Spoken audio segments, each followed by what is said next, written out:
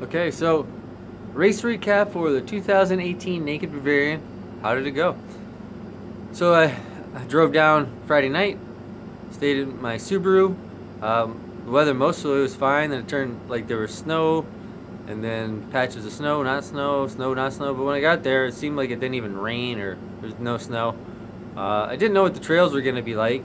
That was kind of the X factor. So it's hard to set a goal time. I didn't know if they were going to be just sheer mud this time of year, or obviously there was no snow, so that wasn't a factor. But turns out the trails were in really good shape, very runnable. Some mud, but really just patches. Nothing major at all. So they're really well drained, really runnable. It was a beautiful day for March 3rd. It was definitely warm the whole time, plenty warm and sunny. It was absolutely great weather for March 3rd. Couldn't have asked for better, I don't think. So this was a 40-mile race, like a lollipop style course. Like you go out lollipop and you do that twice. There was a 20 and a 40 miler. I did the 40 miler. A lot of competition there. I mean, just looking around when it starts, you can kind of see all the swag everybody's wearing. You know, World's End, Eastern States, this 100-mile race, and this 50-mile race. There's a lot of season trail runners there. This kind of course only had 4,000 feet of elevation gain, which isn't much for PA trail standards, but it's still a lot. as far as like it adds up. Like there was a couple big hills, but that was it. Most of them were just kind of more little hills, more runnable hills. There was a few spots where I did have to power hike, but you know, it still adds up. But this kind of course kind of favored more people who were just could hold the pace, hold a steady pace. Used to not having to power hike and all that stuff as much. And it was nice to be able to, usually I'm doing races where like just these huge climbs and huge descents and rocky and all this stuff. But it was a nice change of pace to be able to just kind of hold the pace for a lot of it. So the first half of the race went really well for me. Just kind of trying to take it easy. It wasn't trying to overdo it. So, had a long way to go. Had a goal of sub 7 hours. I ended up in 6:46. Of course, I had no idea really what was going to happen, but say I felt really good. Mile 16, I'm still like, I feel really good. Just kind of found a couple people to pace beside, so I didn't do anything stupid, and hit the halfway point. I was like, yeah, I still feel pretty good. Got to mile 22 or so, not much after the halfway point, and things just started to kind of go south. Just started to feel it, hit those low points. Legs just getting heavy, everything just getting harder.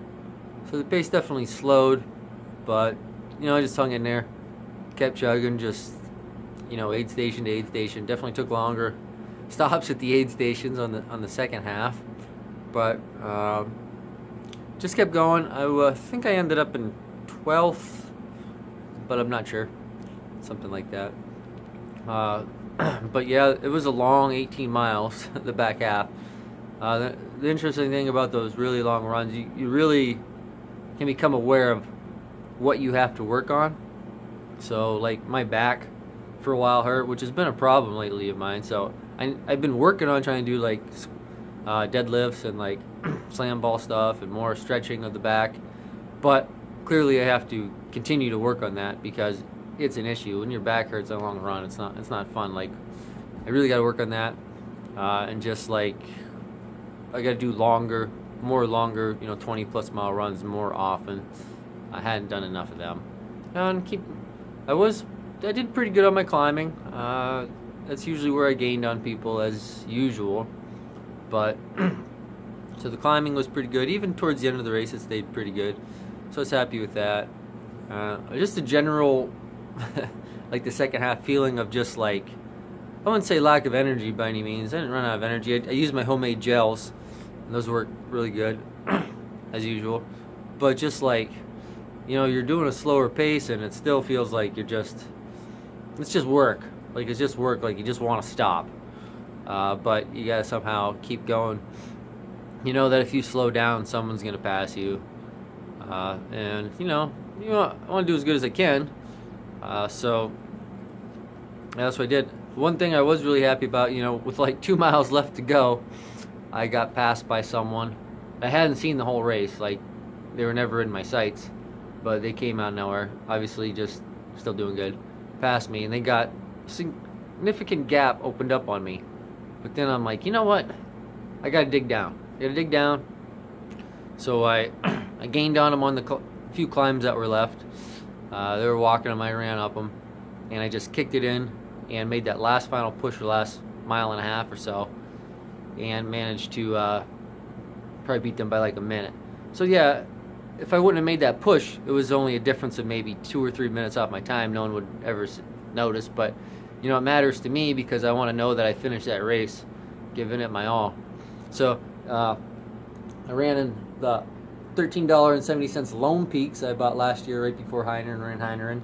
Yes, I bought them with that rip in them. That's why they're so cheap, but they still work just fine. I actually duct taped the inside. I duct taped the outside too. Believe it or not, the duct tape on the outside held up for over half the race, so helped keep the mud out. They did good. Held up just fine. You can get, see, I buy most of my shoes used on eBay for a fraction of the price. Keeps them from going in the landfill. I can't see spending like $100 some on a new pair of shoes. I just can't do it. But yeah, so I get good deals on shoes all the time. $13.70, even with the rip. Works fine.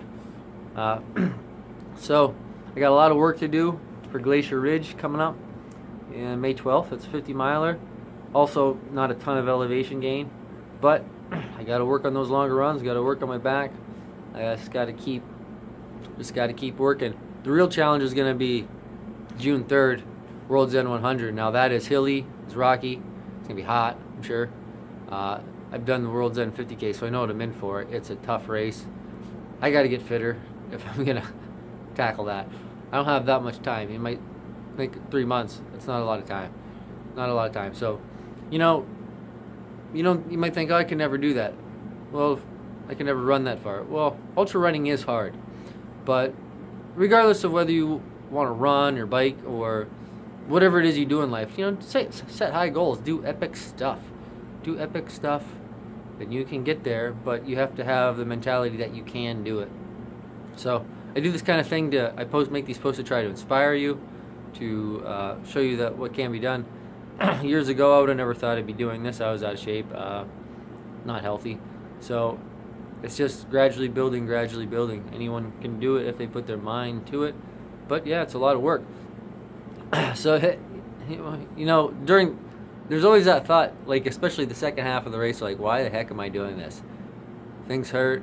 I just want to do a stop. Why am I doing this? But it's just, you know, when you cross that finish line, knowing all the work you put in, all the months leading up to the race, and all the work you did during the races, anyone who's ever run a race can probably attest to that. It's nothing quite like it. No one can ever take it away from you. You know what I mean? And it's just a good feeling. It's hard, but it's a good feeling. So don't be afraid of that. And of course, it's my job, as someone who owns a health food store, to show that you can be a good athlete, and that healthy foods are really the only advantage I have, because I'm just mediocre. I'm really just mediocre. I was never a great runner, but the healthy foods allow me to train more consistently, because it gives me the energy, gives me the motivation, gives me the recovery. So I don't use any protein powder. The only caffeine I usually do is like green tea, and that's not for the caffeine. It's just because green tea is really good, and like one of my homemade chocolate bars or something like that, or a chocolate shake. But I definitely don't run on caffeine. I don't go out of my way for it. I don't need it. I'm not drinking coffee before the races. So I want to show you that you can be a good athlete without the animal products. And of course, that's one of my main motivations, to help save the animals, because you don't need to consume them to be a good athlete. You'll probably be a better athlete without them. So thanks for watching. Don't forget to carb up, don't forget to green up. See you next time.